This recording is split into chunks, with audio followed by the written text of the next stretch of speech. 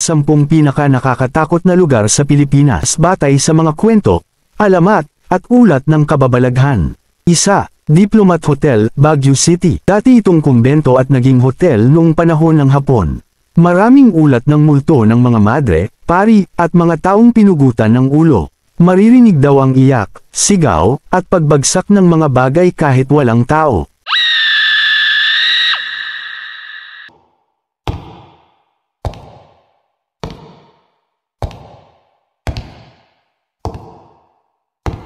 Dalawa, Clark Air Base Hospital, Pampanga.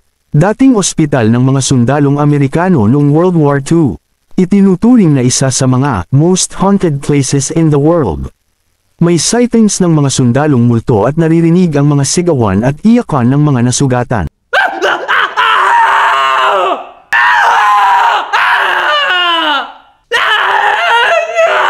3. Balete Drive, Quezon City. Pinakatanyag na kalsadang kilala sa White Lady. Maraming driver ang nagulat na may nakikitang babae sa gilid ng kalsada o biglang sumusulpot sa likod ng sasakyan.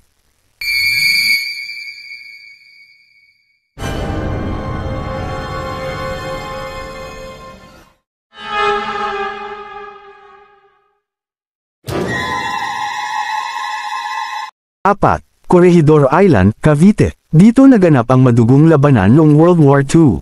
Ayon sa mga bumisita, may naririnig silang bomba, sigawan, at multo ng sundalo sa paligid ng tunnel.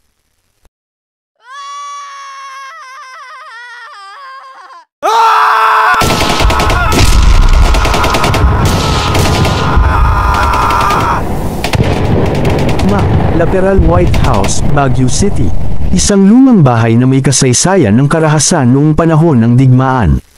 Maraming nakakita ng mga multo ng bata at babaeng nakaputi sa bintana.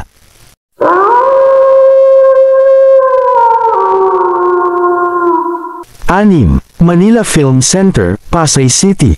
Iniuugnay sa trahedya noong 1981 kung saan maraming trabahador ang natrap at namatay sa loob ng gusali habang ginagawa ito.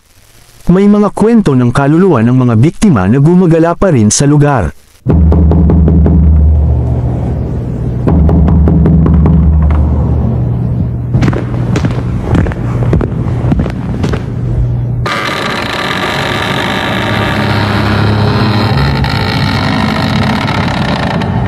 Pito, Fort Santiago, Intramuros, Manila.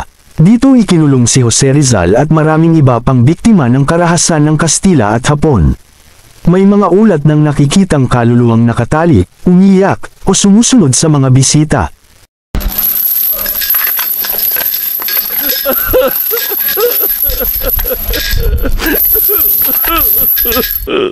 8. Ozone Disco, Quezon City.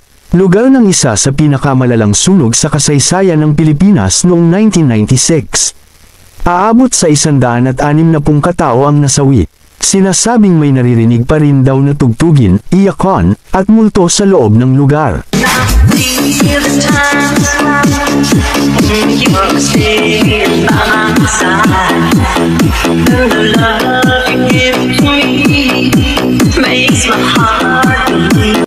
Siyam, Bahay na Pula, San Ildefonso, Bulacan.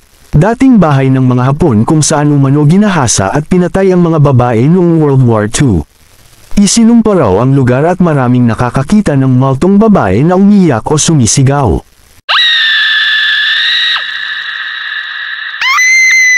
10. Malacanang Palace, Manila. Kahit opisyal na tirahan ng presidente, may mga kwento ng kababalaghan. May mga bantay na nagsabing nakakita sila ng mga multo sa hallways at lumang bahagi ng palasyo. Ayun lang muna mga idol dyan. Sana nag-enjoy kayo sa panonood. Maraming salamat at God bless sa inyong lahat. Bye-bye!